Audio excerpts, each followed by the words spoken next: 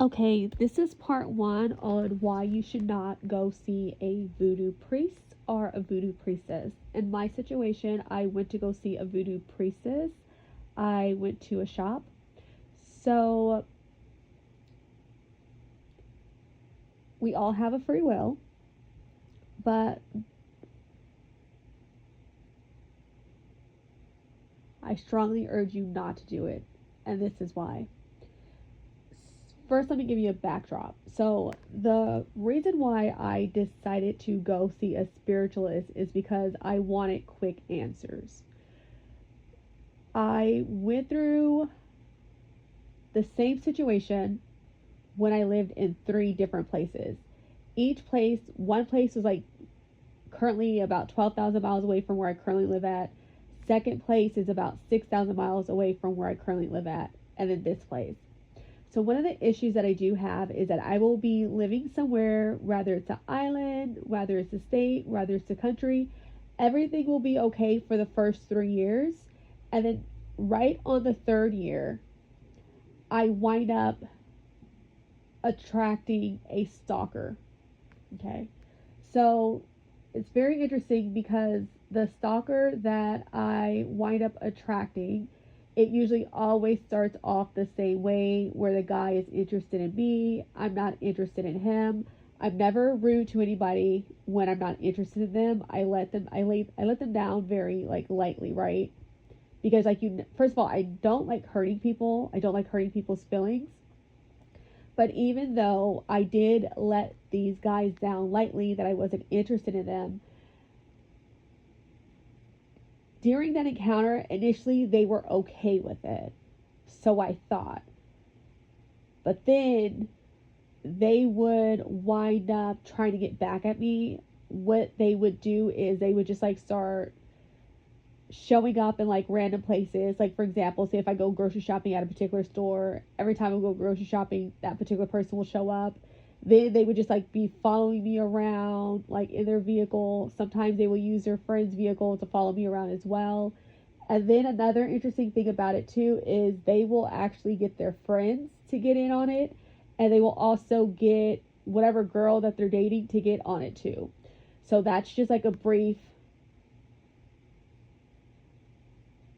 example of the things that I've experienced, right? So if it only happens one time, okay, that's just like life, right? But when it continues to happen, no matter where you live at, and especially after the third year of you living in a particular or living at a place, that's why I'm like, you want to know what? There's something a little bit deeper at play. I need to figure out like what's going on.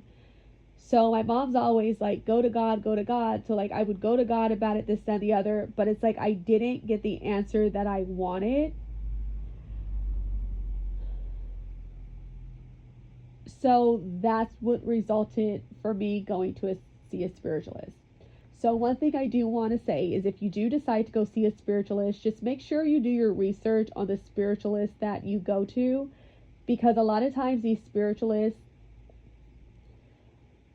I'm going to be honest with you, you will not be able to tell the difference between a good spiritualist and a bad spiritualist at first, because they all put on that nice face like, oh, I'm here to help you, I'm here to help this and the other, right? But then like as things start going on, you're going to quickly realize that it's not a light worker, it's a dark worker. Okay? All right. So because of this situation that I encounter every time when I move to a different place, like I said, on the third year, that's when all the weird stuff starts happening. Okay, so when you do go see a spiritualist, I say it's very important to do your research about the spiritualist that you decide to go to. And if you can, at least get about 3 references. When you do go see a spiritualist and you do get these 3 references, make sure you call the references that they give you, and you want to ask them a few questions. The first question you want to ask the reference is, what made you go see the spiritualist? Now, you can always tell the reference, don't go into detail because I don't need to know the detail. I just need to know just like the reason why you went. Okay? Because that can get very personal, and I'm not a nosy person as is, but like for me, I don't think you really need to know the detail of why the person decided to go to a spiritualist. I think you just kind of need to know like the broad, just like the broad reason why they went. Okay.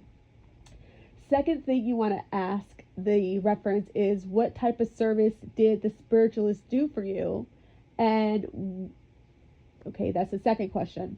Third question you want to ask is, when you were talking to the spiritualist, were there any red flags that appeared while you were talking to the spiritualist? I'll explain that later. Fourth thing you want to ask them is, what type of service did you request from the spiritualist? Okay. Next question you want to ask them is, during the work that the spiritualist was doing for you, what did you encounter? And tell them to name anything or everything, anything that may be relevant or anything that you may think that was odd or out of place. Then next question you want to ask the spiritualist is, after the service was rendered, what was the outcome? Next question you want to ask them is, about 3 months later, did you have any like residual effects such as backlash or anything like that? Next question you want to ask, a year later after you had this work done, was there any other residual issues that happened, any backlash? Did you keep having like certain encounters? Okay. Another thing too is, when you're going to a spiritualist, some spiritualists, they have a physical contract that you sign.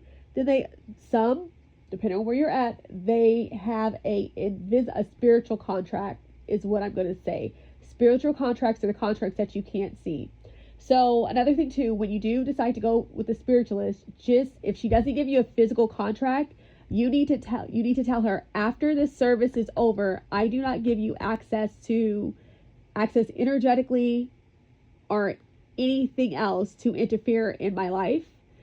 I revoke whatever spiritual contract that was made by going to see the person. If they give you a physical contract, make sure you read every little detail, and on that physical contract that you read, make sure there is an expiration date of the contract. Okay, the reason why that's important is because usually the spiritual realm likes to work in legalities. Okay, so by having that physical contract and it has a definite day, you could actually, if things start getting crazy, you would have to go and request. There's a way that you could do it. You would have to go and you would have to request for, you would have to bring, when it comes down to the spiritual realm,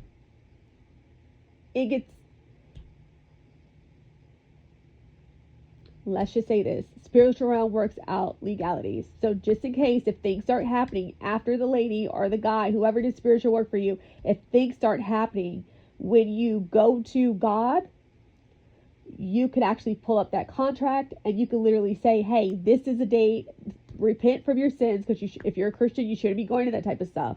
But at least when you're praying to God, say, look, on this contract, this is the expiration date. So this person has no legal authority to be like messing with my life, this and the other, right? Okay. So the reason why that's important is because a lot of times when you go to a spiritualist, some of them, the light workers, they definitely have a physical contract, and the physical contract always has a expiration date, right? When you go to a dark spiritualist, I would say that's one indicator that you're dealing with a dark spiritualist, if they don't have a physical contract. Because a lot of times, like when you go to these type of people, you just think that, okay, you're requesting the service. After the service over, that's it. You go your separate way. They go their separate way. You pay them the money that, you owe them, this and the other.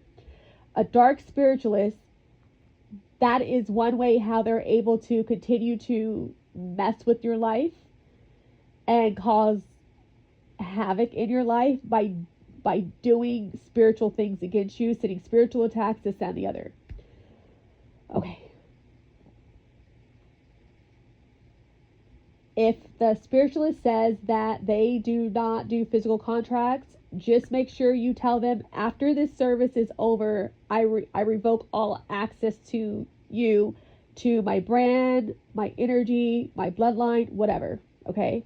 You want to be definite about that, because by not cutting that off or sealing that contract, it allows that person to keep messing with your life. And especially if you're not very knowledgeable about the spiritual realm and how things work, this could literally ruin your life, destroy your life, cause a lot of blockages. I will just say it could literally make your life go to hell in a handbasket.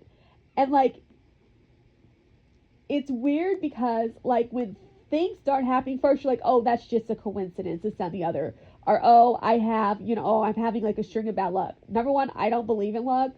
I don't, but most people do, right?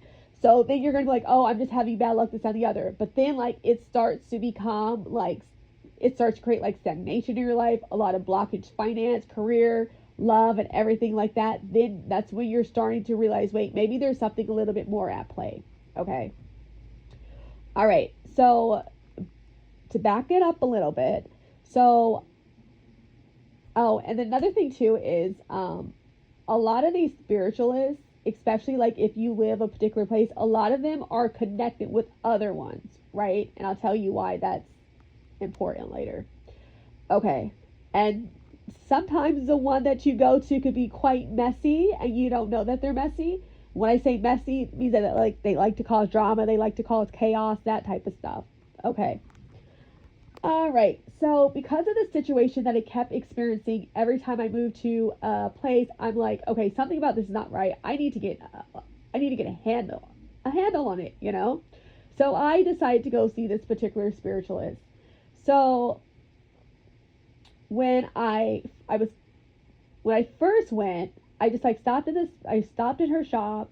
She came, she was really, she came to the door, because that's another thing too. She always kept the door locked. But when a customer will come in, she'll go and unlock the door and let the person in.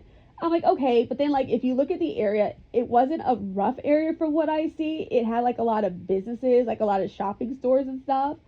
And it had like a yacht, which was kind of weird too, because they had like a yacht dealership that was like a little bit further down. So it wasn't really a bad neighborhood for her to have to keep the door locked at all times. Okay. So then the first encounter I had with her, I was telling her, I said, hey, like I've been having problems like with my stomach. I don't know what's going on, this and the other. She's like, just go to like a grocery store and go get some cloves and then just drink like clove tea, and that should help like settle your stomach, this and the other. And then I kind of briefly told her that I was having issues with this particular guy.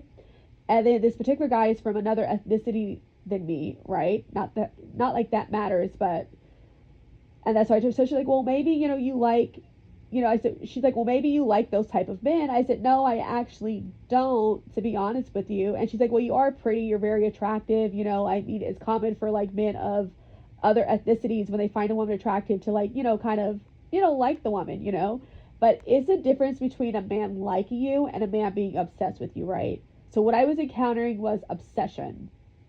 There's no other way to put it, but that's what that was. Okay. So then she's like, oh, and then I was telling her how like when I was at this other place, I was living on an island, and I was telling her, she's like, oh, well, maybe, the spirits were trying to get you back home. That's why they were doing all that. So I'm like, okay, well, I'm back home, even though I didn't grow up here. I'm back home, so why are they still messing with me? Like, okay, whatever.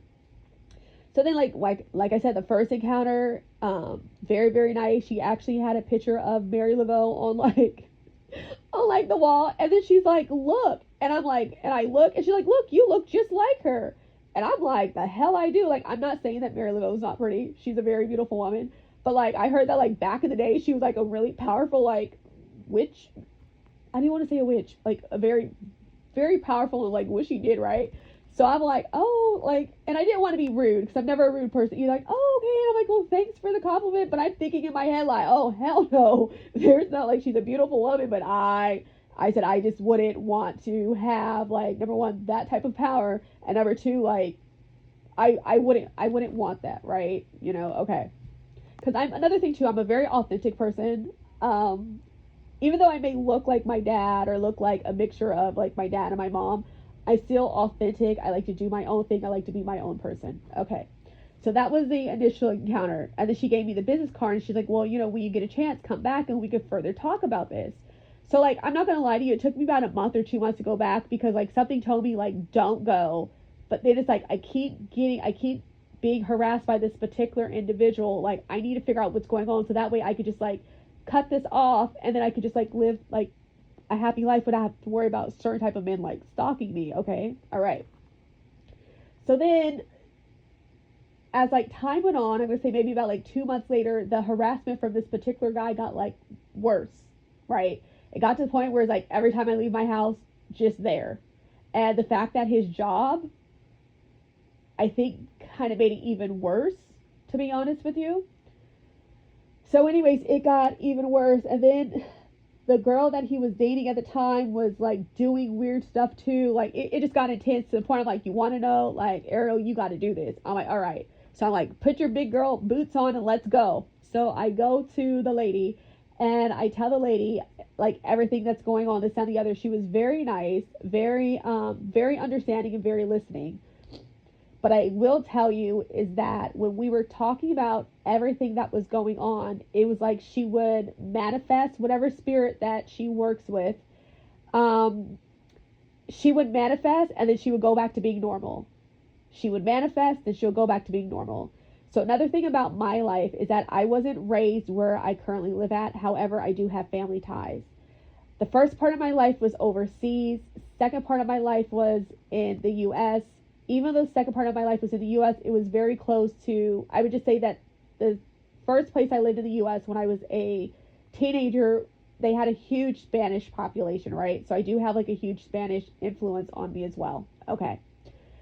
The first part of my life, I have a huge, I would just say, I don't want to go into detail because if I go into detail, you will find out, you're going to find out who I am. So the first part of my life, I have a very strong foreign influence on my life. Okay. So when I was talking to the lady, I was telling her everything. When she would manifest, she would automatically, just for example's sake, we'll say the first part of my life, I was in Korea. Okay. So when I was talking to the lady, I was telling her what was going on. She was talking to me normally, English, and she was a Haitian lady. Nothing against Haitian people. I love all my Haitian people. But she was a Haitian lady. When I was talking to her, she was responding back in English. But then when I would ask her certain things, then she would respond back in Korean. And after she finished talking Korean, she looked at me and she's like, "Are you Korean?" I said, "No, but I do have, Korean. I said I had a very strong Korean influence growing up." She's like, "Cause I don't." Okay, hold on. Let's back up a little bit. So then she was responding back to me in Korean, right? So that's when she was getting the channel from the spirit that she works with, right? So after she spoke to me in Korean, I understood everything that she said, and she went back to being normal. And she looks at me. She's like, "I don't know that language. Did you understand what it was telling you?" And that's a red flag. She was like, I'm like, it. She's like, "Yeah, the spirit that she works with." And I'm like, "Yeah, I understood everything." She's like, "Yeah, because I don't speak that language. What language is that?" And she's like, "It's," and I told her, I said, "It's Korean." And she's like, "Oh, are you Korean?" I said, No. I said, "I just have like," I explained to her the first part of my life, I was around, I lived overseas, so that's where that influence came. Okay. So I'm like, all right, so that's one thing, right? A little bit of red flag. So then she started speaking English to me again. So as we're conversating this and the other, she was like asking about my love life. Then she started asking about my family. And then when she started asking about my family questions, I explained to her that majority of my immediate family is dead, that it's just me. And then when she responded back to me, she started speaking Spanish. Okay. And then after she got her download in Spanish, she was speaking Spanish to me. I don't speak Spanish. I know enough to get me by, but when she was, and I understand it, put it that way. I understand it. So when she got her download, she was speaking to me in Spanish. And then she went back to speaking English. So she's like, "Oh, are you Spanish?" I'm like, "No, I'm not Spanish. Not that I know of. However, part of my life, I, part of my teenage years, I was around a lot of like Spanish people, right? I'm not going to go into what type of Spanish people I was around because that's going to tell you all my business. Okay. And then she went back to speaking English. So then we're talking this and the other. And then she's like, okay. And then because she, it was interesting because when she channeled the message back to me in Spanish, I understood everything that the spirit or whatever was trying to tell me. But she doesn't speak Spanish, so she didn't know. So then she was like asking me questions. Okay, so what did I say? And then I would like repeat back to her like what she told me. And she's like, okay, so this is what we're going to do. There's two things that we could do. Okay. She said that I could either go walk the graveyard if you know where your family is buried at, right? Or we could do an oracle reading. So for me, I'm like, let the dead rest, right? I don't like disturbing the dead unless I absolutely have to. And then why should dead people be trouble with the living, right? So I'm the type of person, I'm like, you want to know what? My family is resting peacefully. I know that they're in heaven. So I'm not going to disrupt their spirit just because I have obsessive psycho on my trail that can't leave me alone. Okay. All right. Okay. And that's going to be a story time about telling you how crazy this person was. Weird. But anyways, okay, so I'm like, well, we're definitely not going to be disturbing the dead. And number two, let's just do the oracle reading because at least we don't have to go disturb the dead. We don't, at least we ain't got to walk in the graveyard, this and the other. So she's like, oracle reading is going to take 3 days to do. So I'm like, okay. I said, well, what do you need from me? And then she told me how much it was going to be. So I went ahead and paid her. Another thing too, if you're going to a spiritualist, do not take cash. Take cash. It's better to take cash. Because the good thing about cash is that cash is dirty as it is. And then it gets handled by so many people to, if the priest or the spiritualist, whoever you're talking to, if they want to trace you energetically, it's going to be hard for them to do that when it's cash because so many people touch cash, right? Anytime you touch anything, it's going to be a little bit of energy transference. Okay. However, if it's a card or if it's Cash App, that's one way that they could energetically trace you. I'll go into that later. Okay, so I paid her via Cash App, and it's so interesting because like the first time I sent it, it said didn't go through. And I'm like, I know I have money in this account. This is weird. Second time, it didn't go through, and then I'm like, this is weird. So I checked my bank. I'm like, okay, I have more than enough in the bank. So that was, I believe, God telling me, Roxy, like, now you know, Ariel, like, or Oxy, Ariel, don't do it. And I'm like, you want to know what? I need answers, so let's get it done. So I did again, and then it went through. Okay. So then she told me, she's like, okay, so it's going to be a 3-day process. She gave me a few products for me to take home. I never brought the products in my house because I'm like, something just told me don't take it in your house. I left it in my car. Okay. And she said that it was going to take 3 days. And she said, I do all of the readings starting, and I'm going to change this because I don't want you guys to know who she is. So she's like, I do all my readings, let's just say Wednesday at 7 o'clock. That's when she starts all her readings. Another thing that you do want to ask the spiritualist if you are doing some kind of oracle reading, if she's not doing it while you're sitting there, ask her how many other readings are you going to do, you know, when you start doing the work. The reason why this is important because I believe that she some kind of way mixed what was going on with me with some other clients. I'll explain that a little bit later. So then I'm like, okay. She's like, okay, I start all my readings Wednesday at 6:30. And I'm like, okay, cool beans. So I want to say I went in like that Monday. So Wednesday at 6:30, I had got off from work. I was feeling good, this, that, and the other. I was on my way to the gym. As I'm on my way to the gym, all in a sudden, my Bluetooth just like malfunctioned. My radio just started doing really weird stuff. It was kind of like staticky.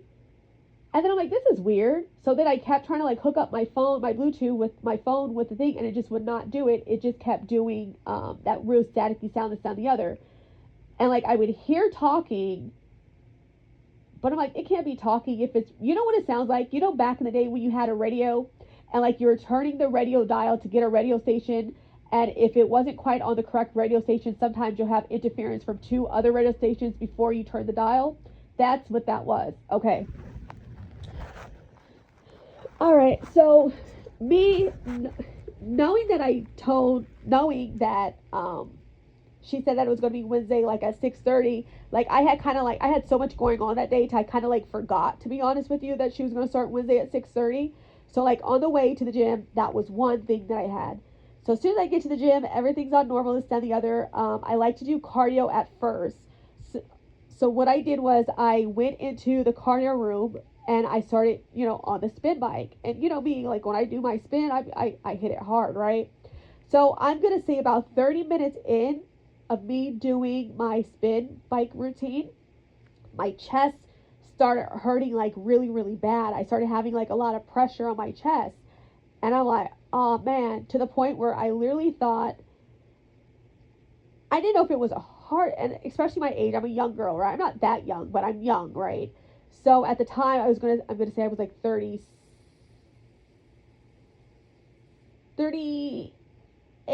I would say. 38, yeah. At the time when I did this, I was 38 years old, right? And mind you, I just like finished going through all the stuff that this lady has put me through. All right. Okay. So then like I started having like really heavy pressure on my chest to the point where I'm like, oh, whoa, I had to literally get off the bike, go sit down for a little bit. And I'm like, why am I having this chest pressure? And another weird thing too is that on a particular side of my family, we do suffer from like hypertension, and they tend to have heart attacks when they reach a certain age, right? So knowing that already, knowing the medical history on that side of the family, when I was experiencing this, I'm like, wait, okay, I have a feeling if that's how I'm gonna, sounds a little bit morbid, I have a feeling that's how I'm gonna die. But I'm like, I'm not at the age of people in my family that passed away of that, right? I'm way younger than what all the other people have passed away of that in my family. Okay. So like that can't be it. I said, well, you want to know what? You have been hitting it really hard. You did have a really stressful day at work. Your boss, even though I work remotely, my boss was really like, she was being really catty and being really nasty too. We'll go into that later. Okay. So, I go and I sit down a little bit, I drink some water, I chill out a little bit. Like, you want to know what? Well, maybe I shouldn't do the spin right now. And then like I went in the sauna, and as I'm sitting in the sauna, it clicks me, oh, she's starting to do the oracle reading. I said, well, maybe this is just part of it, this, that, and the other. So I'm like, okay. So I go in the sauna. I'm just like stretching, doing yoga, this, that, and the other. The pressure on my chest didn't go away, but it wasn't as strong. I still felt the pressure, but it wasn't as intense, put it that way. So I'm like, okay, whatever. And then I'm like, oh, all right. So I wind up finishing my gym routine. I wind up coming home. I live at the gym that I was going to. I live about 45 minutes away from the gym where I went to, right? So like when I was coming home, it was about like 9:30 at night. Because of work, and it was summertime when this happened, right? So 9:30 at night, it should be pitch black outside, right? Especially during the summertime. Why, when I was coming home, it was interesting because it looked like it wasn't pitch black. It was more like a stormy, rainy day without rain. That's how the clouds look, and they were more like a gray than a black, like something was being conjured up. That's what it looked like. And I just kind of like brushed it off, whatever. So I get home, I start getting ready for bed, I start doing my skin routine like I always do, normal routine. So as I'm sitting down on my bed, I'm doing like my, my skin routine and stuff, and I'm watching TV. That's one of the things I do before I go to bed is like I always watch this one podcast. I like him because he keeps me, he's entertaining, number one, and number two, he keeps up with all the latest stuff that's going on, whether it's political, environmental, whatever it may be. So as I'm doing my face cream, I'm listening to this podcaster, and the podcaster that I do watch, he's blonde hair, blue eyes, right? Very funny, very, like, he's an attractive guy. Nobody I would date, but very attractive guy, this and the other. So as I'm doing my facial routine, no shit, excuse my language, for no crap, his eyes turned like super black. And like the way his lips were moving, like it was over enunciating its words. So when I looked at it, I'm like, that doesn't seem like a human. That looks more like a demon that some kind of way like got in my television and that's using this podcaster to let me know that it's here or that it's here. But I'm like, well, so I'm like, what? So like it freaked me out a little bit, but like I don't get scared really easy, and that's another thing about me. Like I don't get scared really easy, and especially like when it comes down to spirits, I definitely respect them, but I don't fear them because God is in charge, right? Mention the name of Jesus, they scatter. All right. So like I'm doing my face, and as I'm looking at first, I'm like, that's what? Like what is going on? Like am I seeing what I'm seeing? And then it kept, and it was just doing it, doing it, doing it, and then I was just like, I don't know. I don't think this is what I'm seeing. Maybe I'm just seeing things. Maybe I got some cream in my eye. But I'm like, if I had cream in my eyes would be burning, right? Okay. So I'm like doing that. And then another thing too. So a lot of times with these spirits, especially demons, they don't know how you're going to react to them. So when they first appear, it's going to be kind of subtle. But then when they realize that you're not afraid of them, then they will start being what they're designed to be. Let's put it that way. Okay. So this account, I'm like, oh my goodness. So I just started saying my prayers, this and the other.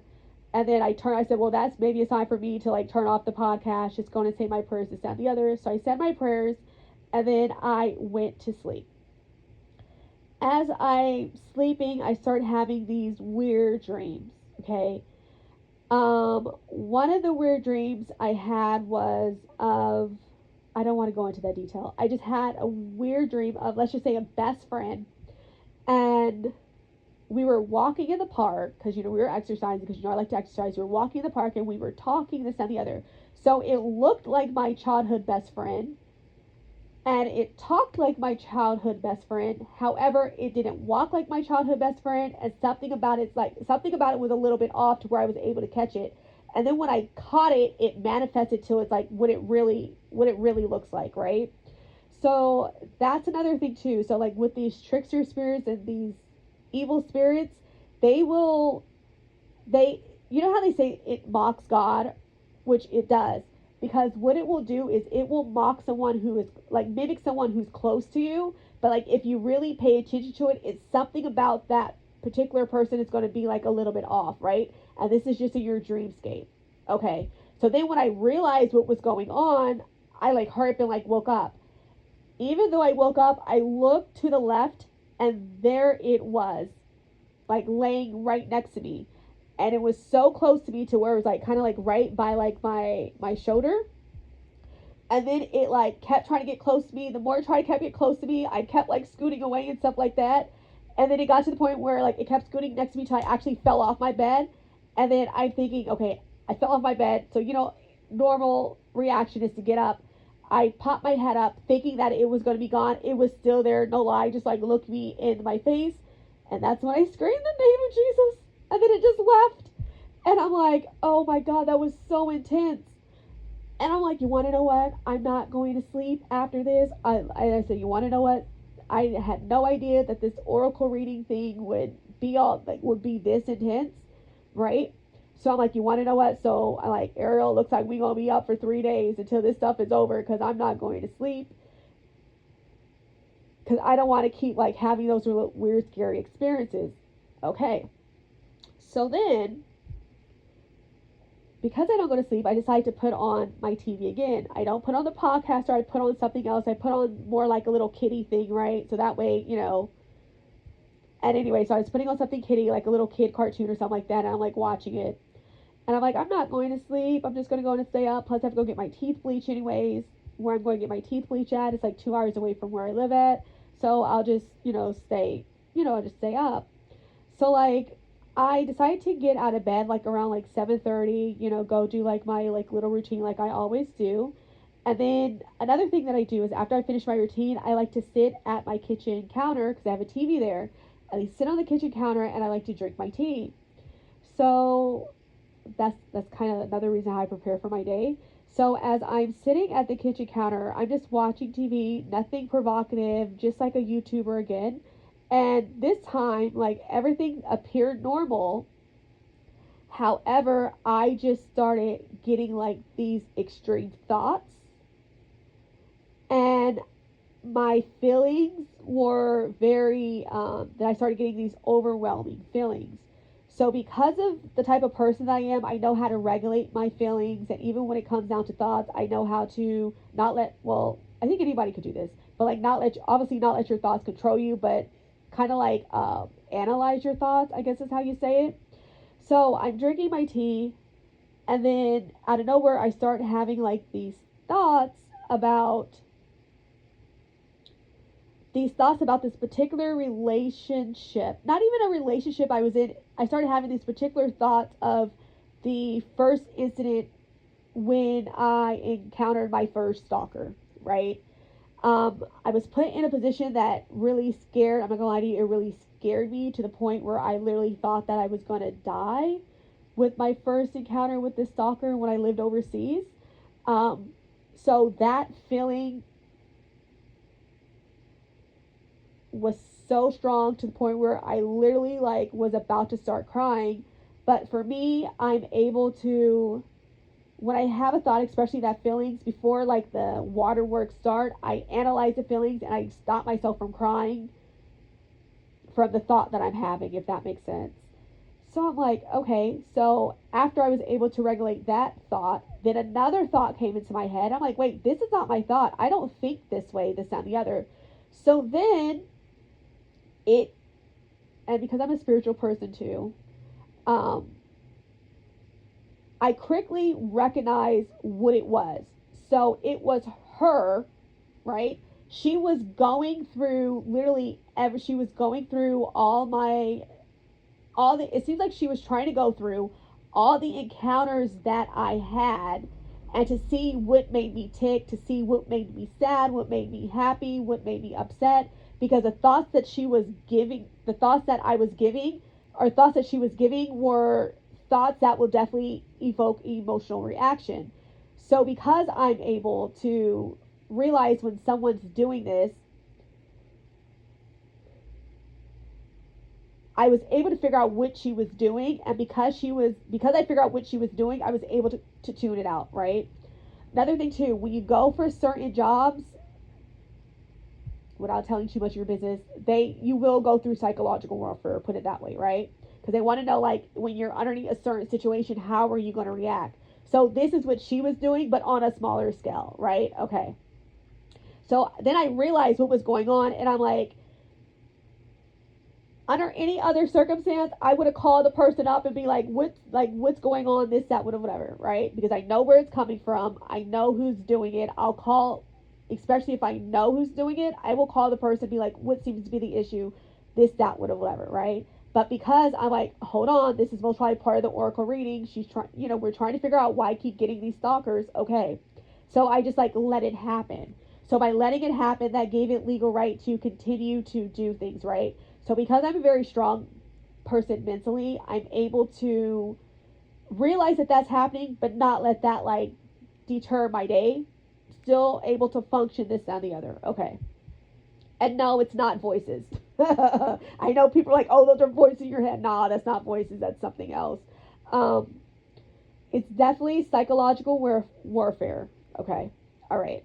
But it's not mental illness. It's not schizophrenic, this, and the other. For certain jobs that you do, they do have, I don't want to call them witches, or warlocks. I guess like in the American term, you would consider that like witches or warlocks, but there's certain people that are very skilled at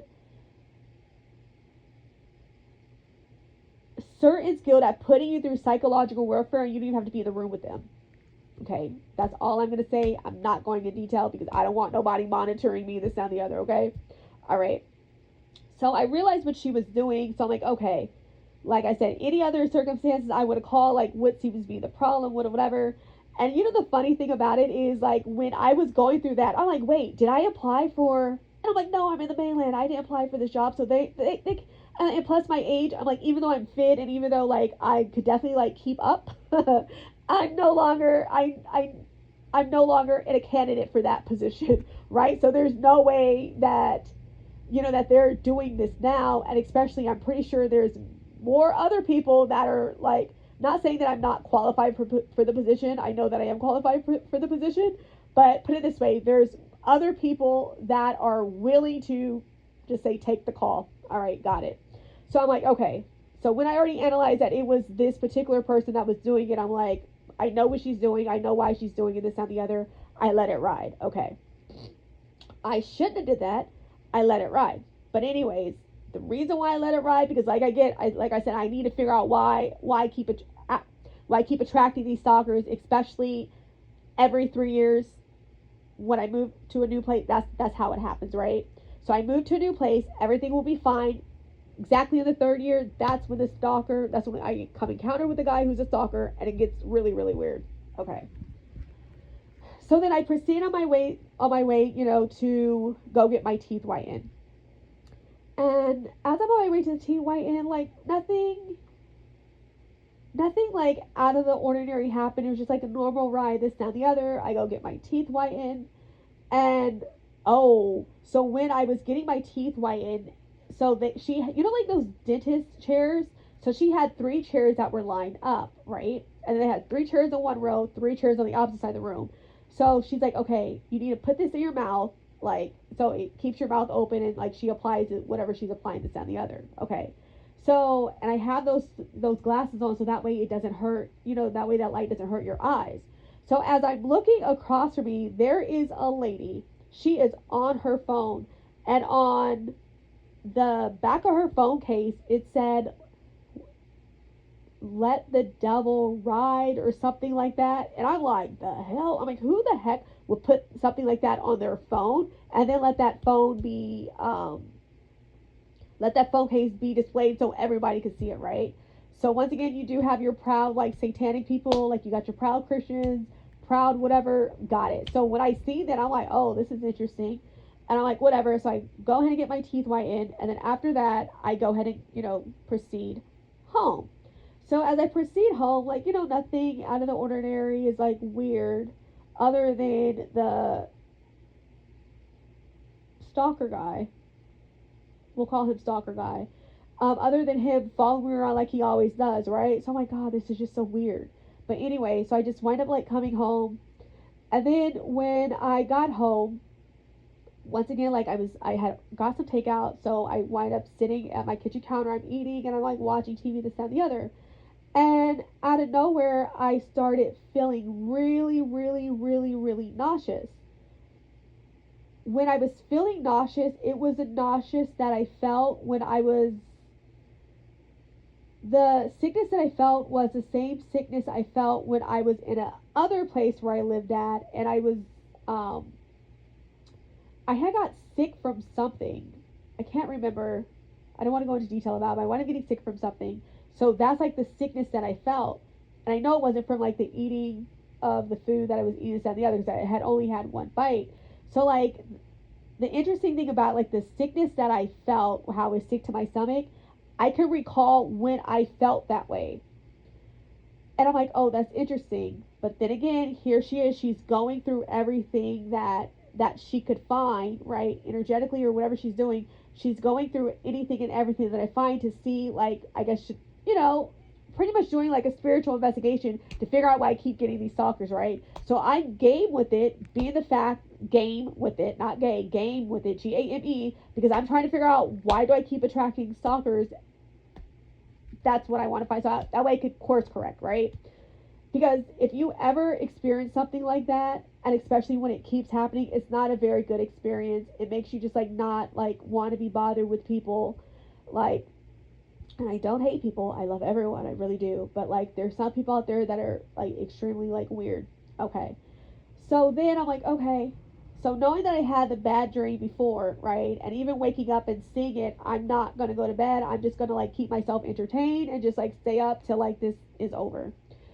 So, because the spirits knew that I was not afraid of the demons, knew that I wasn't afraid of them, they didn't care that I was awake. They just started like manifesting and just like doing like little weird stuff, right? And each time it would happen, I would just say, in the name of Jesus, I plead the blood of Jesus all over my body, all over my house, this, that, the other, and then they would go away, right? Okay. So I'm not gonna lie to you, I wind up dozing off, and when I dozed off, I had another demonic dream. So then I hurried up and woke back up. Even though I woke up, you think the demon I was seeing in my dream would have like disappeared when I woke up? No, it was literally like just like looking over me, like I was laying down, and it was literally like on top of me. I'm not gonna say I had sleep paralysis because, well, maybe that's what it was, because I couldn't move. Only thing I could move was my eyes. My eyes were open, and I had this thing like literally on top of me, and it was like daring me or something. Even though I couldn't, like, and I was trying to speak, I couldn't speak, but like I was like stuttering when I was speaking. Even though I was stuttering, guess what I did? I like, and because I've been through sleep paralysis before, this one job that I applied for, like I had experienced this type of thing before. I know how to say the name of Jesus without me having to say it, and trust me, when you say that name, they flee. Okay, they leave you alone. Okay, all right. So after that happened, I just like got up, I drank some water. I'm like, just stay up, just stay up, Anna, just stay up, just stay up, stay up. Okay, okay. So then, like the third day, I started feeling extremely emotional, even though I was able to regulate my emotions. I started feeling extremely overwhelmed emotionally, started having all these like weird thoughts. Once again, I knew that she was going to figure out what my pressure points are, this, that, and the other, to see like what made me tick. And then even being like really like sick and stuff. So I knew all this was happening. So I'm like, you want to know what? Even though I want to find out why I keep attracting these stalkers, why this keeps happening, I'm not doing this another day, because it just got really intense. And like for me, I'm like, if I'm gonna go through something that intense, it has to be for something like a job that I'm gonna get paid really well for, or some kind of cool job or something like that. I'm not just gonna put myself through that for just to figure out just figure out why I keep getting stalkers, right? Had I known that I would be going through all that, I would have never. I would have been like, you want to know what? Yeah, Roxy. Yeah, Anna, you get like stalkers. It is what it is, right? Okay. But I text her. I said, hey, I was like, you can go ahead and conclude you could go ahead and conclude the service. I no longer, like I no longer want to know. And then she didn't text back right away, but she texts back later, and she's like, okay, I will go ahead and conclude it. All right. Another thing too is that when she started the process, because she had my phone number, she even told me, she's like, okay, if you ever have any questions or anything that happens at all, and you get scared or anything weird happens, just go and text me. But once again, because I'm so used to dealing with things that are seen and unseen, I know how to handle a lot of things, which is nothing to brag about. It's nothing to brag about. I know how to handle a lot of things. I handle a lot of things on my own before I go to outside help, right? And that's another reason I'm a little bit upset with myself by going to see the person. But anyways, so like, so she even texted me. She even told me like, text me, call me. This is my private number. This, that, and the other. Like, okay. So every time she would be doing something having to do with me, she would always send like a emoji. So I knew when the spirit that she was working with had possessed her by the type of emojis that she would send to my phone. Okay. That right there should have let me know, like, Anna, like, is it really worth it? And in the end, it was not worth it. Okay.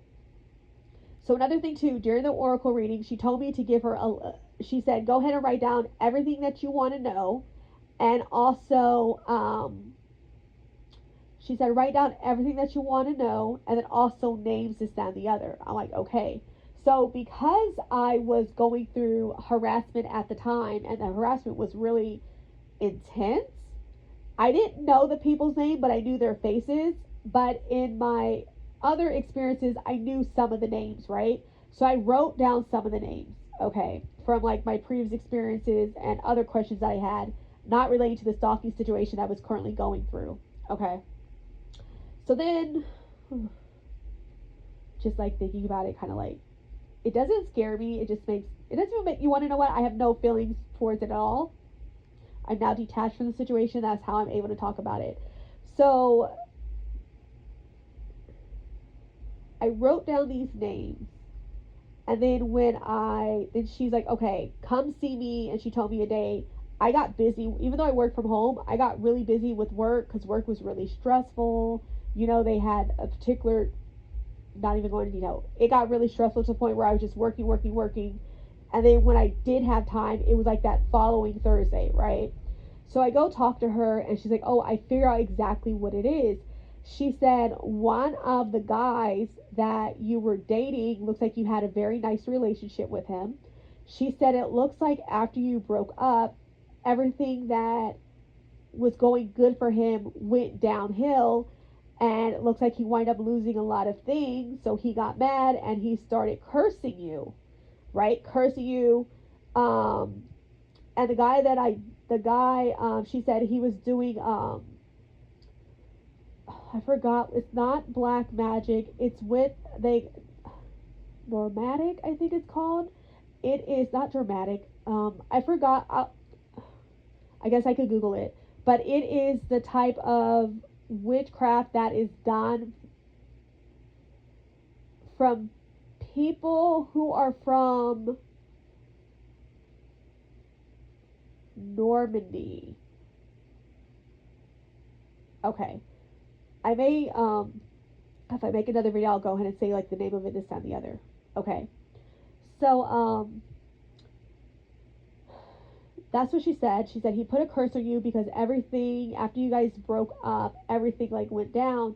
And I'm like, okay, hold on. So I only had two, like I dated people in my life, but I only had two serious relationships. And even the other guys that I dated, it was never nothing serious to where I was like, it was never serious. It was just like going on a few dates. That's it. Nothing ever like stemmed from it, right?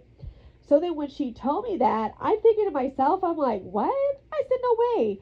I said, the first guy that I dated, we were in a relationship. That's my first relationship. We were together for 2 years. There was no cheating. There was no abuse. We got along really well. You know, our upbringings were very similar. He was Air Force at the time. Um, And when we broke up because he decided to get stationed overseas. He asked me if I wanted to go with him, and I told him no because at the time I was like, I think like 26 or something like that. I wasn't ready to settle down and get married, right? Now thinking about this, well, I should be the one. But anyways, I'm pretty sure he's married now and has kids and everything else because he was a good guy, right? So when she told me that, I'm thinking to myself like, no, because even the second guy, he was like army dude, um, and the reason why we broke up because once again I was so busy in my career to where I wasn't really I was just in a different mindset then. I was working, I was making good money, you know, I was traveling, you know, and he was, you know, advancing his career too, and he wind up getting like he wind up being able to go to the type of team that he wanted to go to. So like we were happy for each other. Like so there's no way that their stuff went down because I know for sure they're both like, even though I don't talk to them, and it's not that I don't want to, it's just that you understand as you get older, you realize people only come in your life for season, reason, or lifetime, right?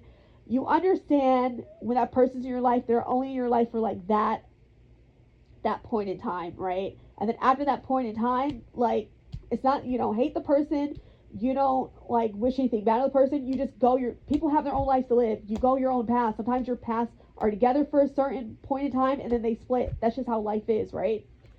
So okay. I don't want to get ahead of myself because yeah. Okay. So then when she was telling me this, I was like, no. I said, I'm thinking to myself, no. I'm like, I know for sure he didn't do it. I know for sure he didn't do it either because dude's like, there's no way. So then I said, well, can you maybe describe this guy to me? She starts describing the guy. Off top, I knew exactly who she was talking about. She was talking about the rapist, booty bandit, stalker. Okay, that's what we're gonna call him. The rapist, booty bandit, stalker. Okay, As you know from my voice, I am a female. I was born a female. I grew up a female. I don't want to change my sex. I love being a female. Disclaimer, I am not talking shit or talking bad about anybody who's gay, anybody who's transsexual, anybody who is part of the alphabet community. For my life, those, and I don't want to say those people because we're all people, right? But anybody in the alphabet community, I have never had any issue with them at all. Never had any problem. If it's anything, they would protect me if I needed, like in certain situations, if I needed that, they were always like super protective, more like, oh, you know, very protective people, very nice people, very, very nice people. I mean, they're human beings. But as you know, in any, just like in any ethnicity, you always have that one group that's like, that's not good, right? Okay. So when she starts describing this person to me, I'm like, oh, heck no. I'm like, it's the Grapist Booty Bandit from the island. Let me, I don't want to give the island that I lived on, but it was definitely overseas. Let's, because I don't want to give the island a bad name because it's like a great island, because one person shouldn't like ruin it for everyone, right? Because it's still a great, safe island to like live. Let's say that the island is, it's going to be a fictitious island, because if I tell you the island, you're going to know, yeah. So let's just say the island is,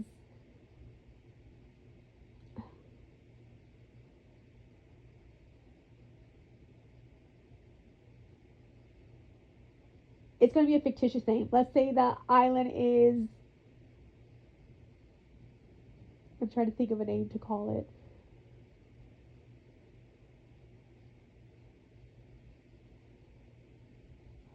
If I say that, they're going to know what that island is. Let's just say the island is,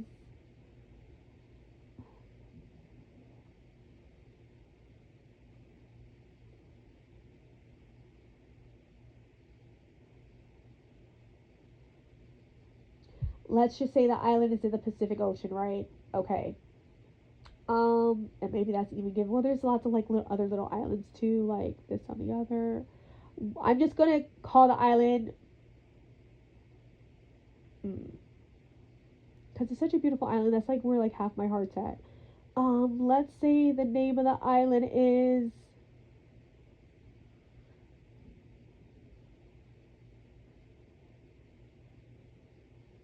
Under the Sea. Okay. Let's say the name of the island is Under the Sea. Okay.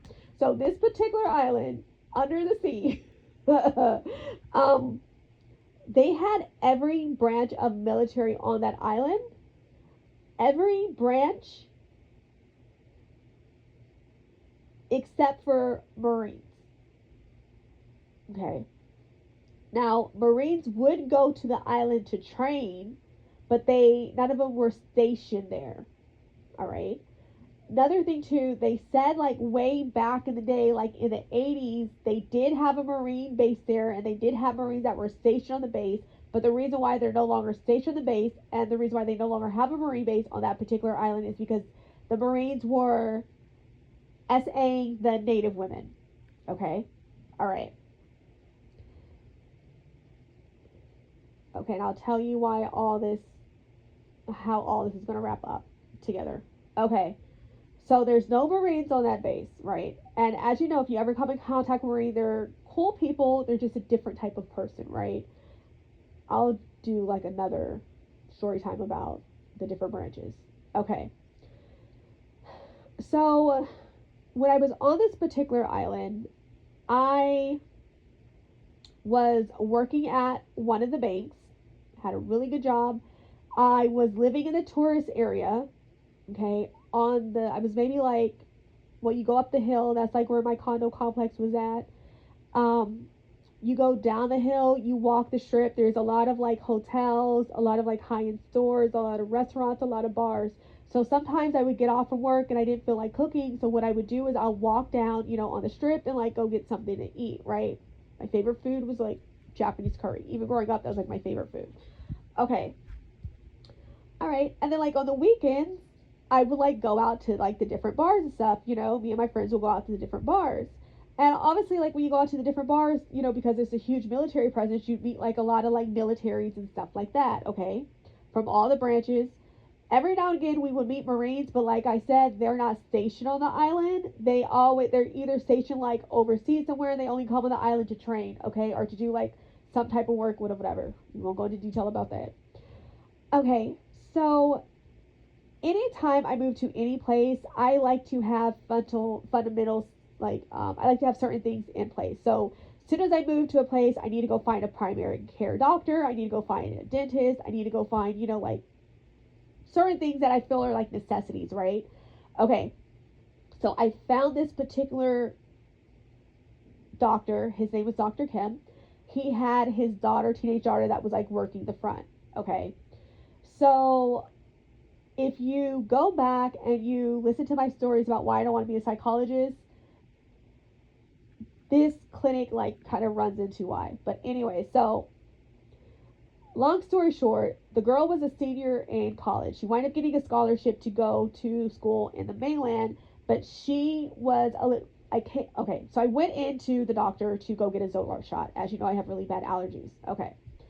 So I went in to go get my Zolar shot, and because, you know, I don't like giving my own self shots, I always go to the doctor and they'll give me shots.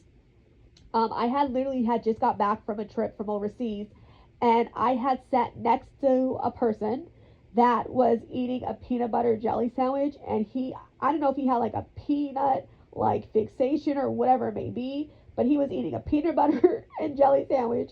He had like a can of peanuts that he was like eating and stuff. So I'm allergic to peanut butter. I'm allergic to peanuts, peanut oil, anything peanuts in it. I could get anaphylactic shock, right? If I eat it, it's really bad. If I come into contact with it, I'll just have a really bad allergic reaction to where like my eyes start itching, my throat starts itching, my nose starts itching, this, that, and the other. Okay. So because I just got back from my trip and I was sitting next to this guy, even though I didn't touch his food, I was still like so close to it to where I guess like when he opened the container, I guess like the smell of it, I guess like just like the little bit of remnants that I got from it, like made me have like start having like allergy problems, right? Nothing severe, but allergy problems. So the next day I scheduled an appointment to go get my Zolar shot, right? The Zolar shot, it takes about 2 hours for it to start working. After it starts working, the allergy issues are gone. Okay, got it. So when I go in to go get the Zolar shot, I notice she's working the front desk like she always does, but it looks like she was a little bit down about it, right? So,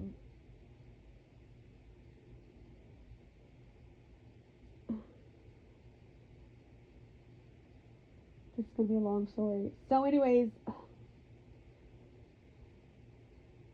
yeah. So then she was down about it because she wanted to go to college in mainland. Long story short, I wind up telling her, hey, why don't you go? I'll just go and like work like, you know, with your dad, this, that, and the other. So if you remember that story, the second patient that came in, which was the guy, definitely military guy, the young guy who came in with the hoodie on, not the one with all the bumps on his face, the one who was essayed sexually, you know, took it advantage of. All right. Well, the rapist booty bandit, that's who I believe did that to that particular person. Okay. So back to what the lady was telling me. Okay. I was like, that's not my ex. That's the first weird stalker guy that I had. And he was mad at me because he was not able to, you know, do what he wanted to do with the guy that I was dating, and one of his teammates that just got stationed on island, right? Okay. So after that, after my dude left, you know, because he would always have to leave, like, to, you know, go on deployment, this, that, and the other, the rapist booty bandit started, like, harassing me, like, really, really bad, right? To the point where I just, like, decided to, like, leave island, this, that, and the other. So long story short, that's the one who put the curse on me, so to speak. I'm like, okay. So then she's like, well, do you have a picture of the dude? I'm like, I know I keep pictures of, I have pictures from like way back when I was like in my early 20s. That's one thing I do. I keep records of everything. I keep pictures of everything, this, that, and the other. So I'm like, I remember I took a picture of him after he tried to attack George. And when the MPs were called, And even like the island police were what the island police were called. I remember I took a picture of it, but I'm like, I know I have my international phone, right? Okay, so I'm like, bet. As soon as I go home, I like start digging in like this particular suitcase that I call it my international suitcase, right? Where I have all my international stuff that like when I go international, that's the stuff that I take, right? Okay. So I start digging through it. The phone's dead, obviously, because I haven't used it I don't know how long. So I get a charger. I start charging the phone, right? As soon as I start charging the phone, I unlock the phone. I go through the pictures. I get the picture of the guy, and then I send the picture. I'm like, okay, this is it. So then I go back to the lady shop, and then I show her the picture of the guy. She's like, yeah, that's him. And I'm like, okay, that's not. Well, I didn't tell her that wasn't my ex-boyfriend because I just said that. I said, I don't. I'm like, whatever. I showed her the picture. So automatically she thought that was one of my ex-boyfriends, but I never corrected her, right? Because I'm thinking, well, if she did this oracle reading, she found out that this is a guy who cursed me. She was able to tell me what he looked like, right? And she assumed that that was my boyfriend, but that's not even my type of dude, right? So she just automatically assumed that that was my boyfriend. I'll tell you why this makes sense later. So I'm like, okay. So then she's like, well, thank you for giving me the picture. We'll do what we have to do, this, that, and the other. Okay. So after that, she's like, okay, you need to come back in about 2 days later, and then I can figure out what's going on. So then that's when she tells me that he is actually, in America, you would call it like a warlock. But in that Normandy, I don't know what they're called, but in America, they call them warlocks, right? So supposedly what he does is he conjures up, and I was telling then, okay, so she's like, he's a warlock, and then she was asking me certain things, and I automatically told her, I said, look, this is what this dude does, and and I told her, I never corrected her and told her that was my boyfriend, that was never my boyfriend, never corrected her about that at all, okay, never corrected that at all, so she was underneath the perception that that was my boyfriend. However, I did tell her of some of the behaviors that he would do that like was like very alarming. Okay. So for example, when he got caught doing the stuff that he was doing at that bar, he then had to like switch up his game, right? So by him switching up his game, that's when he wind up, I guess, try to like prove to people that he wasn't gay. So then he would start messing with like trans people, right? So we're talking about the ones that, they look like a woman, but they still have their man part down there, right? So then it's like he had to prove, because the island, another thing too, the island is very small. Everybody knows everybody. If you don't know the person, you know of the person and the other. So it's like he had to prove that he wasn't gay. But then every time you would see him out, he would be like with a trans person, which there's nothing wrong with it, this and the other. And then other little stuff that he was doing, but because he had already had like a bad reputation, a bad name, people, and plus he was also kind of weird, like people didn't really F with him because of like what he did. Everybody knew that he did it, but because the victim didn't come out and none of the victims would come out, they didn't have a case, right? So even though he was never charged for it, even though he was put on like base restriction, everybody knew that's him, that's what he does. So everybody knew to kind of like, he was like, I would say like blacklisted, but he was still he was blacklisted in everybody's mind, put it that way. Even though he was allowed to come into bars, this and the other, people will quickly like get away from him because obviously they knew, especially the guys, if they got too drunk to where they couldn't handle themselves, 9 times out of 10, he gonna try to get it, right? He gonna try to be the greatest booty bandit because that's him. Okay. So I never corrected her at all, this and the other. So she's like, yeah, looks like after you both broke up, looks like his whole life went to SHIT. And that's when, looks like he was already raised in that spirituality or that religion. And it looks like when this particular incident happened, she said at the breakup, but I never once again, I never corrected her, right? Okay. Because for me, I'm like one track mind. Now we know who is the cause of me having all these weird things. Let's do something so that way we can break it, get it away. Get whatever curse he tried to do, we can get that away, right? Okay. So she said that he conjures up, like, that religion, a lot of them, what they do is they conjure up like low vibrational spirits, and they become possessed with these low vibrational spirits, and that's what makes them act the way that they're acting, right? And that's what makes them, want to do whatever. Disclaimer: just because somebody is gay or homosexual, I'm not saying that they conjure up spirits, or that they're warlocks, or that they have to have a spirit in them in order to do what they do. No, this particular guy, even if the gay community knew who this guy was, they would not even claim him. And they're very understanding people. They're very loving people. At least the ones I've been around. Very loving people, very caring people. They don't push the way that they are on people, this, that, and the other, right? However, this particular one, I know hands down that they would just like not even claim him. That's how bad his like activity was, right? Okay. So now we know who did this curse, right, on me. So now, okay, so then she's like, now we're going to need to go through like a cleansing, this, and the other. For me, I'm like, no, and I wasn't mean to her. I wasn't nasty to her, this, and the other. I'm just like, now that I know what it is, now I could go to God and I could talk to God, this, and the other, and I could get rid of it that way. Okay. So like I said, I was very nice to the lady. I was never rude to her. I was never nasty. I just said, no, I don't think I'm going to want to go through like the cleansing ritual. And one of the reasons why I didn't want to go through the cleansing ritual is because all the stuff that I encountered during those 3 days, how intense it was.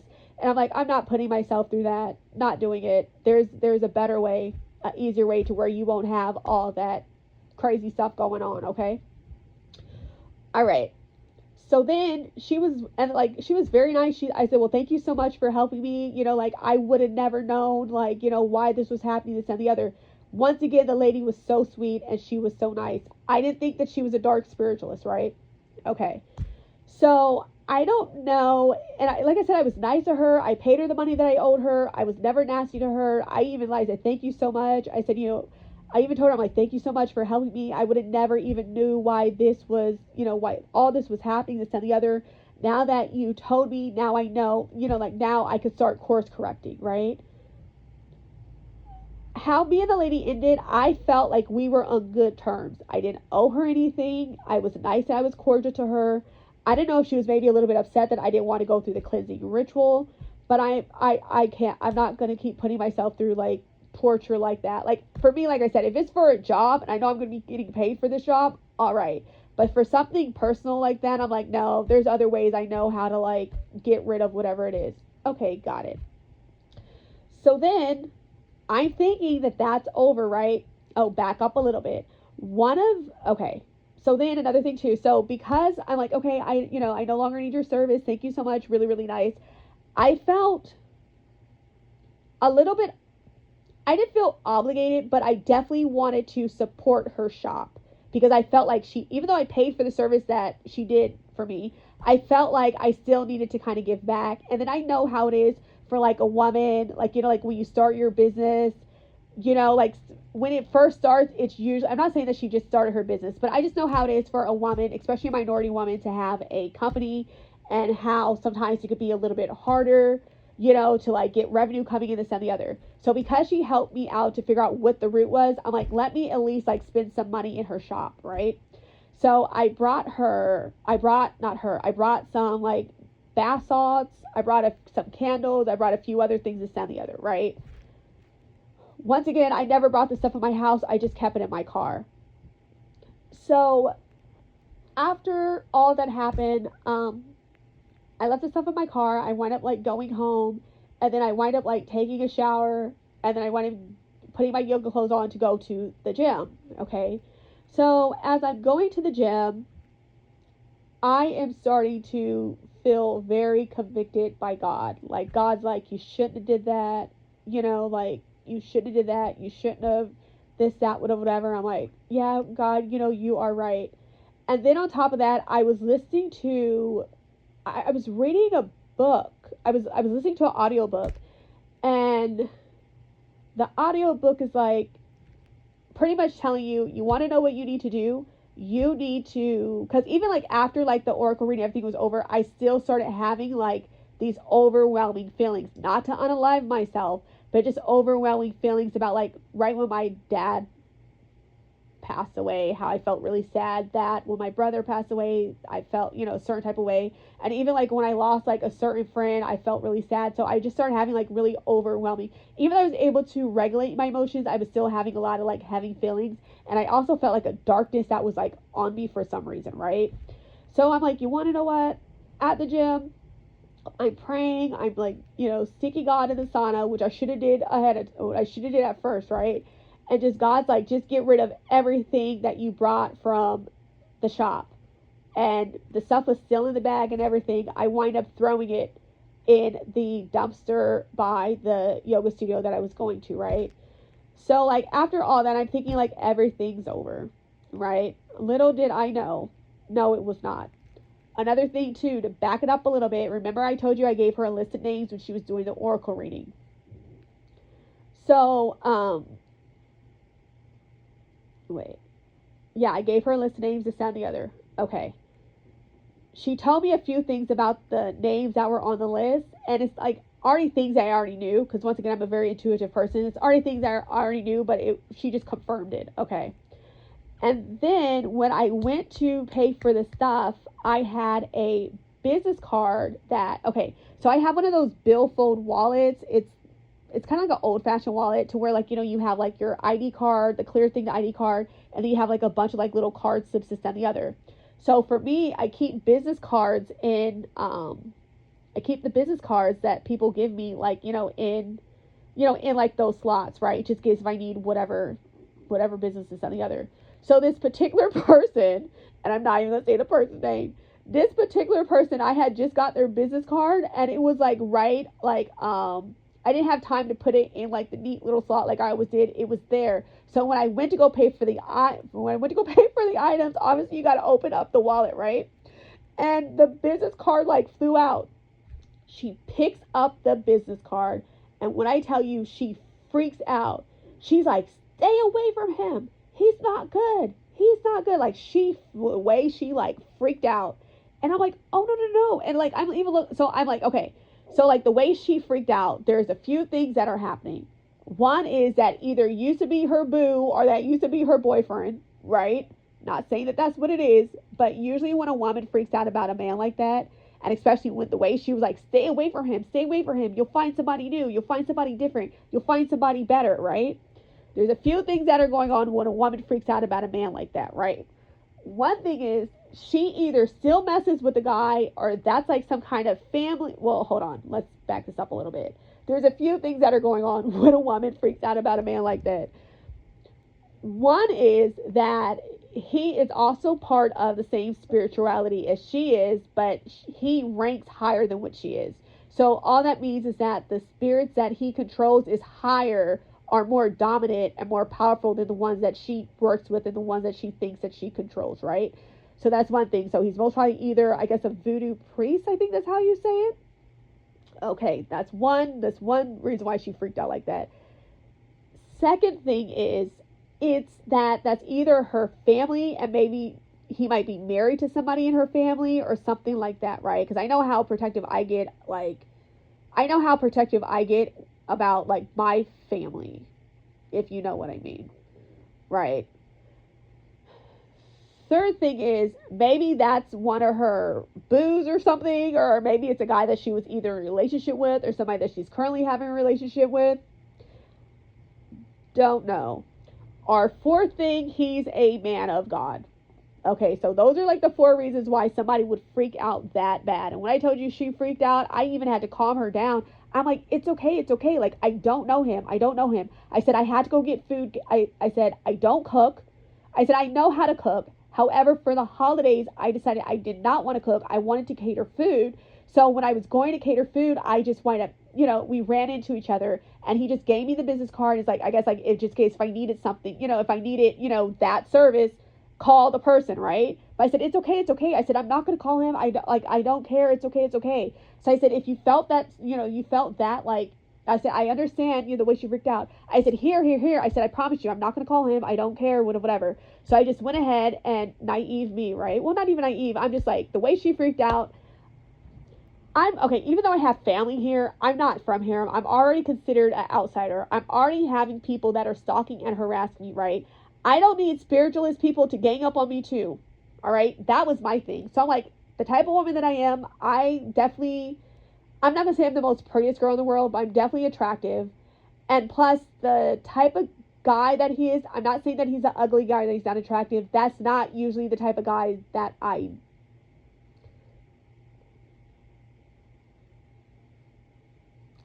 you want to, it's not even that's not the type of guy that I date. Oh, if I say this, it's going to make me seem like a sellout or like a bad wench or something like that. But my life is different compared to like other women that are like, I guess nobody's like me. But anyways, long story short, he's okay. The type of guy that he is, I am used to dating guys like that. However, that skin color, I'm not used to dating skin color. And no, I'm not racist. That's just not what it is. Okay. All right. So, like I said, she freaked out so bad to her. I'm like, you want to know what? Here, just have the business card. I don't care. Like, when I like a guy, I mean, obviously, I want the guy to make good money, right? Obviously, I want the guy to be able to take care of me, this, that, and the other. But I don't date a guy just for his money. Because as you know, like, it doesn't matter about, well, some women, they're all about money. There's nothing wrong with that, to each his own, right? However, when it comes down to me, I've been around enough rich men to know that there are some that have integrity, there's some that don't. There's some rich men that are really nice, there's some rich men that are straight assholes, right?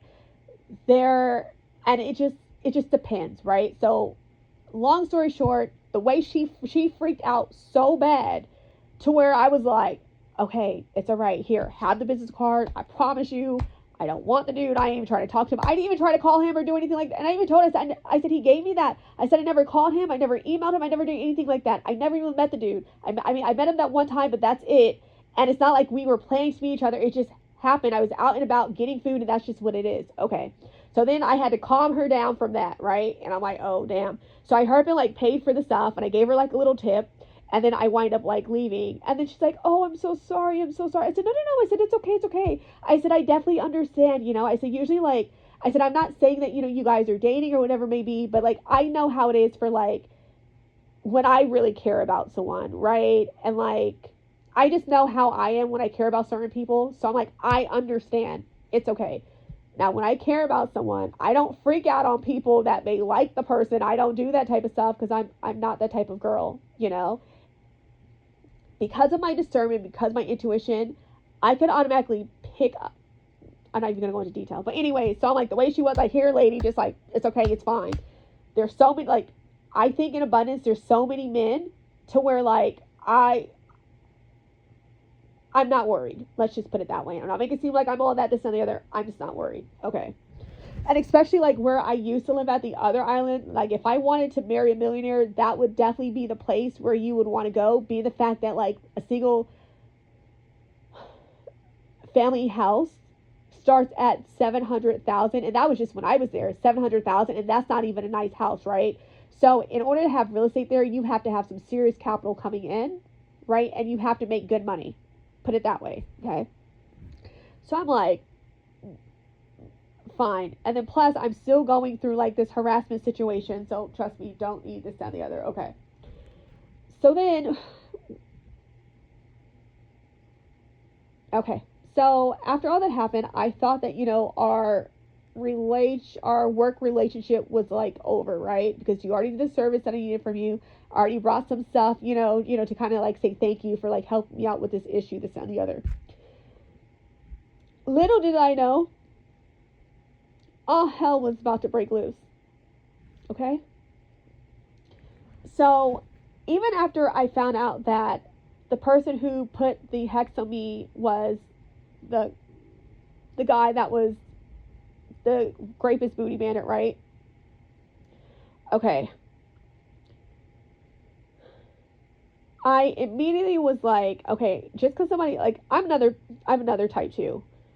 Yes, even though that person put a curse on me, and even though like certain parts of my life I did experience a lot of blockages, I'm like, you want to know, Anna, pedal to the metal. I don't care, curse or not, I'm gonna get it. That's just how I am, right? I'm able to recover from anything. I have resilience. I'm not trying to boost and make it seem like the strongest person in the world, but I consider myself very strong when it comes down to a lot of things, right?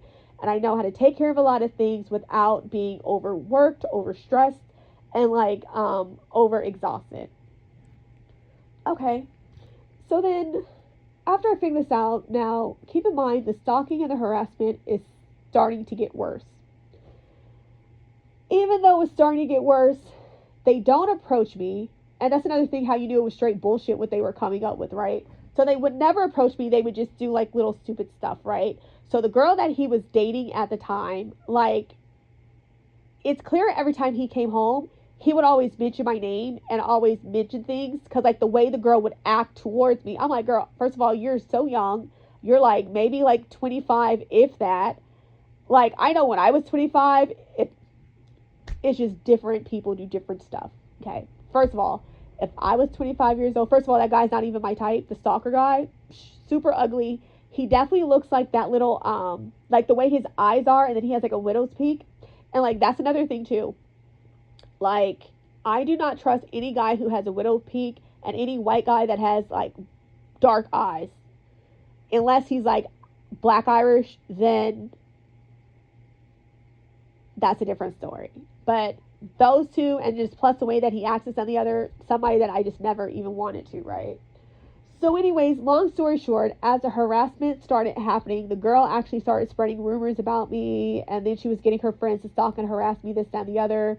And then she even tried to hire like a lawyer to like go after me. And then the weird thing about it is the lawyer that they hired to go after me is the same person that was on the business card. Okay, I'm not going to say the guy's name, this, that, and the other. So I'm like, okay, whatever. So I don't really care because I know I didn't do anything wrong. So, and especially like the thing about it is, even though they hired him, it's clear they didn't tell him the full truth because first of all, the type of lawyers that I know, they would never even put their last name on something like that. And I'm not trying to shit talk the guy or anything like that. They just wouldn't, right? And just like, and even to this day, because I'm very aware of my surroundings, I'm very self-aware, I'm very intuitive, I don't think he knows that I knew that the guy who was following me around worked for him. Right? So anyways, the girl wound up like starting spreading rumors about me. It was really bad. She even tried to like, every time I would like pass her on the highway, she would always get like cops to like circle by my house and stuff. And I'm like, small town people do small, stupid shit. Let's just put it that way. So anyways, whatever lies she was telling, she had like a lot of people like harassing me, popping up like at different gyms that I would be at, this time, just doing like stupid stuff. Once again, I'm a different type of female. If I'm dating a guy and every time he come home, he's mentioning another girl, dude, it's wraps off top. I'm good on that one. I'm going to roll out. I'm not going to be putting up with BS for like no reason at all. I'm not the type of girl, right? Okay. And then even if I think a guy, which I've never been cheated on, so like, I don't know like how that feels to sound the other. So anyways, for some reason, the girl has, and even to this day, she like, you could tell she just like hates my guts. She has some kind of vendetta against me. I don't know why, to be honest with you. I never slept with her boyfriend, never wanted him, this, that, and the other. I was definitely like his first pick, but because I didn't want him, that's why he had to settle. That's why he went with her. Okay, got it. That'll be a story time for another thing, this, that, and the other. I actually ghosted the guy because, like I said, I find him very ugly, very not attractive. He has a widow's peak. He has really weird eyes. He's like, and then like, God, he just makes me sick even thinking about it. So anyways, this particular girl started spreading rumors about me, right? And especially where I live at, I'm going to say about 95% of people here practice voodoo or some kind of like black magic, this, that, and the other. This particular person started going to spiritualist after spiritualist after spiritualist, just trying to like put stuff on me. So I wind up getting spiritual attacks, and it was coming from everywhere. The good thing about God is God always warns me. God gives me visions.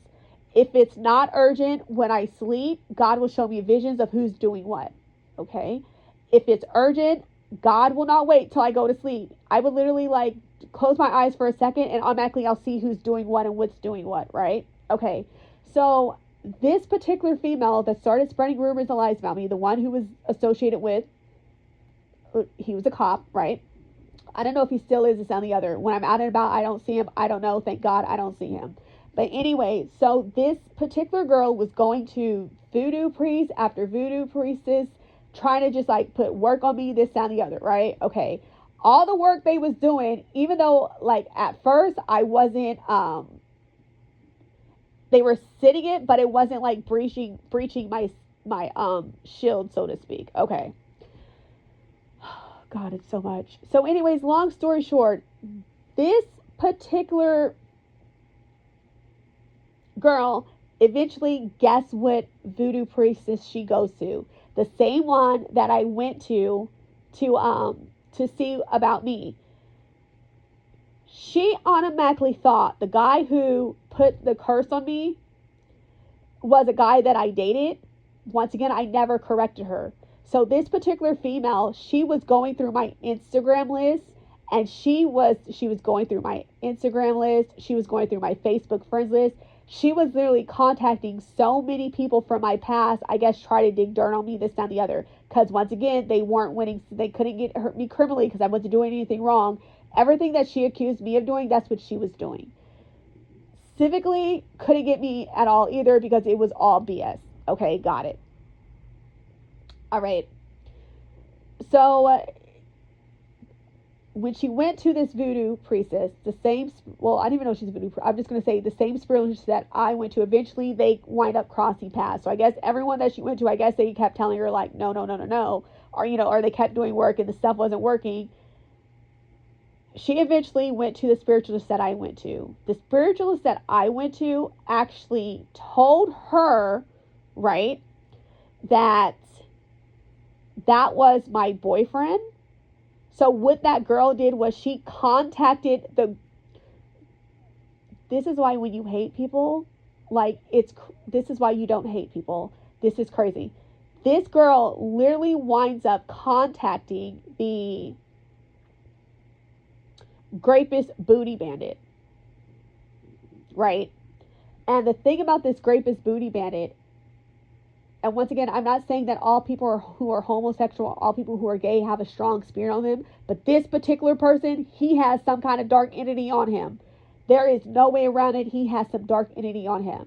When you come in contact with this particular person, if a man is not strong enough, that spirit is automatically going to overconquer whoever is around him, right? So out of nowhere, I start getting visions of the Grapist Booty Bandit having relations with a man that was part of the circle that was trying to come against me, right? So I'm like, oh, heck no, right? So I'm like, that's crazy. But then, like, when this happened, I was like, well, how? Like, whatever. So, not even the fact that she told the girl who hates me about that, it's the fact that she thought that was my boyfriend. That wasn't the boyfriend. That was like the first stalking incident that I had. I'm not going to lie to you. I was a little bit hurt about it because, like, for me, because I do have my own company, right? For me, when somebody tells me something in confidence, I don't go and tell anybody else. And even in my personal life, I'm the same way. If somebody tells me something in confidence, if I do get mad at you, or even if you hurt me, I'm not going to go and like spill out your gossip or this, that to other people. Okay. I'm just not that type of person. But I guess the spiritualist was still upset the fact that I didn't want to go do, I guess, like the cleansing ritual, and the fact that maybe she was still in her mind about the business card flipping out, So I'm like, okay. And like, just that. And then the other stuff that the lady was like doing, I don't want to go into detail. It just like lets me know that I should have followed my first mind. If I wanted to speak to someone like that, definitely like employ someone that's not in a few towns over, because everything is connected. I should have did follow my first mind. If I was going to do is contact someone who's out of state or something like that. But then I should have never even contacted that person at all. But ever since that person came into my life, like, it she just started wreaking straight like havoc. Then it was like they double teamed, they got together and they were like trying to come against me. And I'm like, what are you coming against me for? Like, what you guys are coming against me for is like a complete lie and complete stupid. And like, that's another thing too, why I don't hate the voodoo religion. I don't hate anybody. Even though I've been through a lot, I don't hate anybody. I respect all spiritualities. I respect everyone from all different walks of life. What I don't like is when people like push things on you, right? Now, when you push something on someone, that's when I have a little bit of an issue, right? I'm like, if that's what you want to do with your life, that's fine. Go be happy. But don't push that on other people. So then another thing too, I believe that because the okay, so even after she wind up teaming up with the girl who started spreading lies and rumors about me, right? Because they couldn't win a certain way, they wind up getting a PI to follow me around, right? So the PI eventually went to the spiritualist. The spiritualist then, I believe she told the person that I tried to put like a love spell on, the person whose business card like flew out, something to the effect, because like how the guy just started treating me afterwards, I'm like, what the heck? And I'm just like, not even the case. Like, dude, first of all, like, I ain't trying to be mean. Like, you're not even my type, to be honest with you. Like, if you really want to go into detail, I'm not used to being around a certain ethnicity, even though I do have tethers to that ethnicity, if that makes sense. I'm not used to dealing with that type of ethnicity. So, like, when it comes down to dating, I'm not saying that they're, like, the last on my list. I usually just don't date that because that's not usually what goes for me, right? Okay. So, I don't know, like, what she told him, but whatever it was, all hell broke loose. When I told you they were all coming against me, they were sending me spiritual attacks. They were sending me, like, monitoring spirits to monitor what I was doing. They were sitting like they're conjuring up low vibrational spirits to try to attack me and defile me in like several ways. They were doing spell work on me, putting me in jars and stuff like that, several different ways. What else?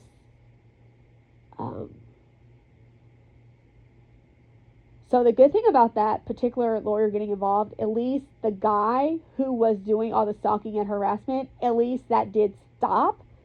However, the spiritual side of it, all hell, when I tell you all hell broke loose, I had to go through some serious spiritual warfare. I can't even pronounce it. And like, even to this day, like, I don't like hate it. I don't hate people. I just don't. I understand why people do what they do, but at least when it comes down to that spirituality, it's like, at least do some kind of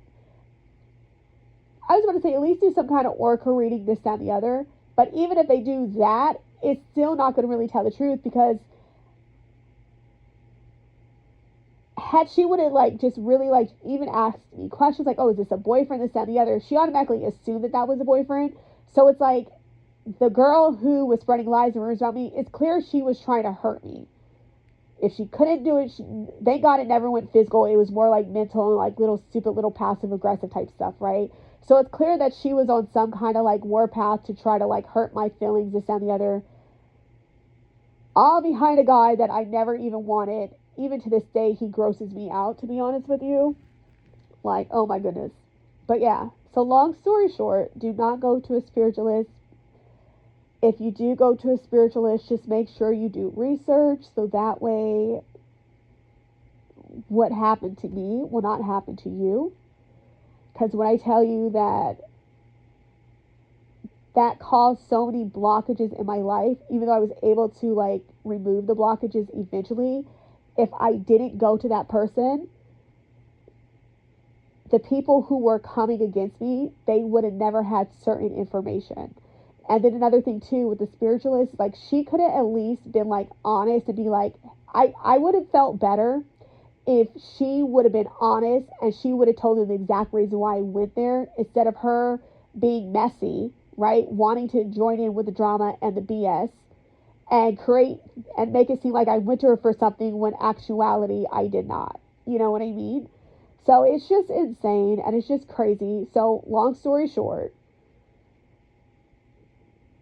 do not go see a spiritualist, because especially if it's a dark spiritualist, they tend to have other people who are dark spiritualists as well.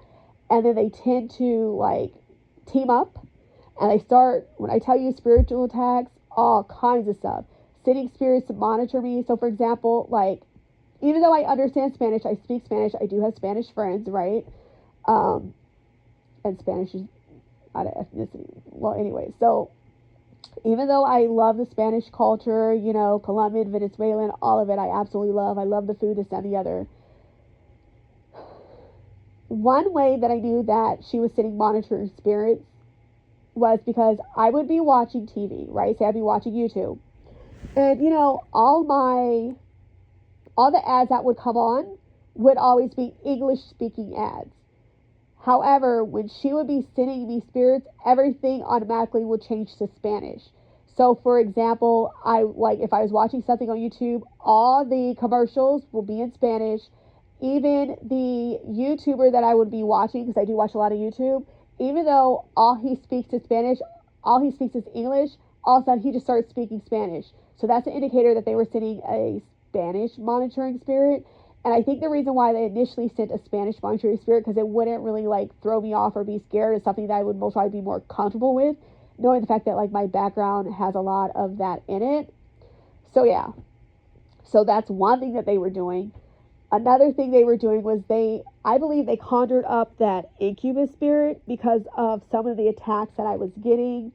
Then another thing too, they were doing like beauty spells and stuff on me, I guess to try to like take away my beauty or like distract from my beauty and stuff. Then on top of that, well, what I could say is that a particular person, somebody in that group, actually wind up binding themselves to me. And that's another thing that I did not know. I thought anytime you bind someone to you, I thought you actually either had to have had sex with the person or even be in a relationship with that person or something like that, right? I didn't know that all you need to know is a person's name and you can bind the person that way. I had no idea, right? So because I am a different type of person when it comes down to spirituality, when it comes down to spirit gifts, when somebody binds yourself to me, everything that person does, I automatically see it. Everything that person does, I automatically will feel it. And I will also have the same effect that they have, right? So that's why I strongly want to encourage people like not to do binding spells, because depending on who you go to, it does work. But another thing too, especially if you don't know the person, definitely do not do any binding spells, okay? So what I believe happened was the person who was stalking and harassing me, I believe some kind of way he went to, because I think that eventually, I think he practiced it too, but he's not very knowledgeable about it. I believe that he went to a warlock or a voodoo priest, and some kind of way he wind up marrying me spiritually. And I'll tell you why I think that happened. And he also wind up binding me as well, because anytime I'm binded with someone, I'm automatically going to see everything that they do. If they're eating something, I'm going to be able to taste like what they're eating. If they're having sex, I'm automatically going to like see it for one, sometimes feel it, depending on like, well, sometimes feel it. Now I'm telling you too much about it. Sometimes feel it, right? Okay. So another thing too, this particular person who binded himself to me, he likes peanut butter, right? As you know, earlier in the video, you know I am allergic to peanut butter. I'm allergic to peanut oil or anything peanuts. So every morning or even lunch with this particular person, whoever, I believe it's the stalker that binded himself to me, when he would always eat peanut butter either for breakfast or for lunch, okay? So because I'm allergic to peanut butter, I will start breaking out, right? And especially like my throat, as you know, my throat starts swelling up, this, that, and the other. I have to catch it ahead of time. I do have an EpiPen. I don't take